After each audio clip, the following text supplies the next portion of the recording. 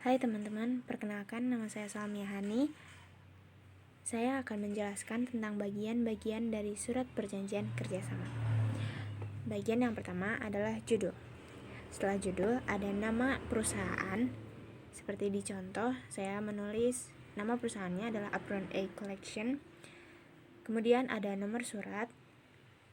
Di contoh tertulis 001 strip Apron A garis miring Kerma garis miring 11 garis miring 2020. 001 itu mengartikan bahwa surat ini adalah surat ke-1 yang dikeluarkan. Apron A adalah nama perusahaan, garis miring Kerma atau kerjasama, garis miring 11, yaitu bulan November, bulan ditandatanganinya perjanjian ini, dan 2020 sebagai tahun ditandatanganinya perjanjian ini. Kemudian selanjutnya ada narasi pembuka. Seperti dicontoh, ditulis pada hari ini, Minggu tanggal 15 November 2020, bertempat di Jalan Cikarang Tengah nomor 35 Tasikmalaya, telah dilaksanakan perjanjian kerjasama antara (2). Nah, untuk narasi ini bebas redaksinya mau seperti apa, tapi harus dengan bahasa Indonesia yang baik dan benar juga jelas. Kemudian setelah itu ada identitas dari pihak-pihak yang terlibat dalam perjanjian ini, seperti di contoh ada nama NIK atau nomor induk kewarganegaraan, tempat tanggal lahir, jenis kelamin, alamat, dan nomor handphone. Nah, setelah itu setelah dituliskan semuanya, diberi keterangan bahwa orang yang dituliskan di atas itu selanjutnya akan disebut sebagai pihak pertama. Nah, setelah itu ada dilanjutkan dengan pihak kedua, sama dituliskan nama NIK, tempat tanggal lahir, dan seterusnya. Selesai itu ada narasi kedua belah pihak telah sepakat untuk mengadakan kerjasama usaha di bidang fashion dan seterusnya. Itu narasinya bebas mau seperti apa. Kemudian kita masuk ke pasal-pasal yang dituliskan di perjanjian tersebut. Nah, pasal-pasal ini harus dituliskan dengan jelas dan bahasa yang mudah dimengerti supaya tidak terjadi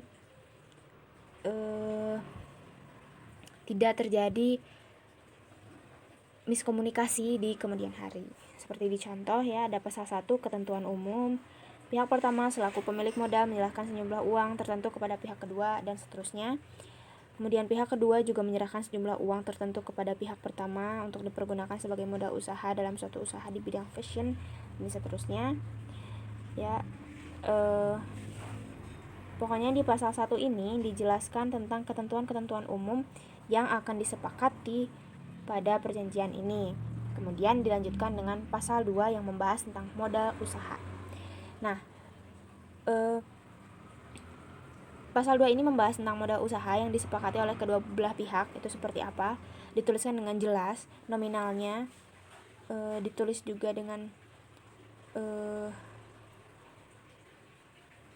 jelas seperti itu. Kemudian setelah dibahas tentang modal usahanya, kita langsung masuk ke pasal 3 tentang pengelolaan usaha. Nah, di sini dibahas tentang bagaimana kedua belah pihak ini mengelola perusahaan yang mereka bangun, seperti itu. Seperti dicontoh disebutkan bahwa pihak pertama dan pihak kedua bekerja mengelola usaha secara bersama-sama. Dalam mengelola usahanya, pihak pertama dan pihak kedua bisa dibantu oleh sejumlah staf yang kesemuanya berstatus sebagai pegawai. Nah, dilanjutkan dengan pasal 4 yang menerangkan tentang keuntungan. Nah, di pasal 4 ini diterangkan tentang apa saja yang harus dibagikan dari keuntungan ini gitu. Bagiannya pihak pertama berapa persen, pihak kedua berapa persen, dan seterusnya. Setelah itu, di pasal selanjutnya yaitu pasal 5 dijelaskan tentang kerugian. Nah, di pasal 5 ini membahas tentang bagaimana jika perusahaan tersebut rugi, apa yang harus dilakukan oleh pihak pertama maupun pihak kedua, yang harus dilakukan oleh pihak-pihak lain yang terlibat juga.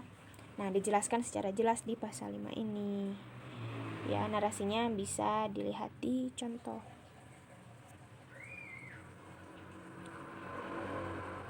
Kemudian pasal selanjutnya yaitu pasal 6 tentang perhitungan untung rugi dan laporan usaha. Nah, seperti ini contohnya.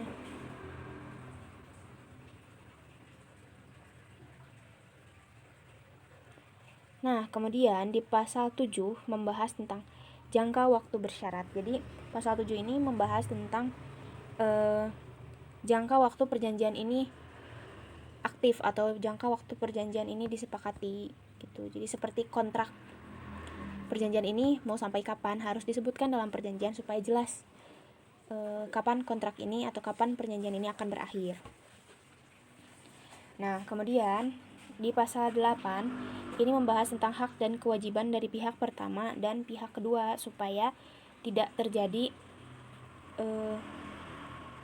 saling curi hak atau apapun yang tidak diinginkan. Jadi harus jelas dalam perjanjian apa saja hak dan kewajiban dari pihak pertama dan pihak kedua ini.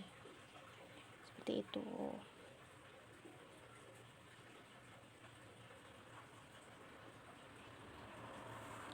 Nah, ini pihak keduanya, hak dan kewajibannya hampir sama karena mereka dalam contoh ini pembagian modalnya sama, itu 50-50. Kemudian di pasal 9 membahas tentang apabila terjadi perselisihan apa yang harus pihak pertama dan kedua lakukan. Juga ini sangat penting dalam sebuah surat perjanjian kerjasama karena kita tidak tahu kedepannya akan seperti apa, akan terjadi apa. Jadi harus dibahas tentang jika ada perselisihan akan bagaimana. Kemudian setelah membahas tentang perselisihan ada pasal terakhir yaitu pasal 10 lain-lain. Ini membahas tentang apa-apa saja yang tidak dibahas di pasal-pasal sebelumnya ataupun membahas tentang bagaimana jika ada kesepakatan-kesepakatan baru setelah perjanjian ini ditandatangani gitu. Terus dilanjut dengan narasi penutup. Demikian surat perjanjian usaha bersama ini dibuat oleh kedua belah pihak dan seterusnya. Kemudian diberi titik mangsa ya Tasikmalaya 15 November 2020. Pihak pertama ada materai 6.000 ditandatangani, pihak kedua materai 6.000 ditandatangani. Kemudian setelah itu ditulis nama saksi-saksi yang menyaksikan penandatanganan surat perjanjian ini, ditulis nama lengkapnya dan setelah itu selesai. Nah, teman-teman, itu adalah contoh dari surat perjanjian kerjasama antara dua pihak yang akan membangun sebuah perusahaan. Semoga surat perjanjian ini bisa membantu teman-teman atau menjadikan referensi untuk teman-teman membuat surat perjanjian. Terima kasih.